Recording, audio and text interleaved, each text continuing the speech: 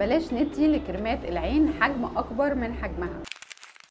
هي كريمات في الاول وفي الاخر كريمات مرطبه، بتزود من ترطيب الجلد حوالين العين، تحسن من ملمس الجلد، ممكن يضاف ليها بعض المركبات تساعد شويه في بعض المشاكل، ولكن ده بيبقى بنسبه بسيطه ومع الاستعمال المستمر. زي ان يبقى فيها مواد تساعد على التفتيح في حالات التصبغات، زي ان يبقى فيها مواد تساعد على تقليل الخطوط الرفيعه على المدى الابعد، او زي ان يبقى فيها مواد تقلل شويه الاحتقان وبالتالي تحسن شكل الاوعيه الدمويه اللي بتبقى متمدده قوي ومديه منظر الهالات اللي من النوع ده حوالين العين. بعد كده بيجي بقى تدخلات مختلفه حسب سبب الهالات دي ايه.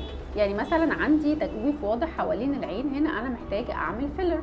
انا مثلا عندي تصبغات جامده قوي حوالين العين، محتاجه اشتغل بمواد انواع معينه من الميزوثيرابي التقشير اللي يساعد في تفتيح التصبغات دي. ابتدت تظهر خطوط كتيره حوالين العين ومضايقاني، هنا ما ينفعش اعتمد على الكريمات ان هي تشيل التجاعيد، وهنا انا محتاجه اعمل بوتوكس. فكل حاله بتحتاج تدخل او تعامل معين حسب سبب المشكله اللي موجوده.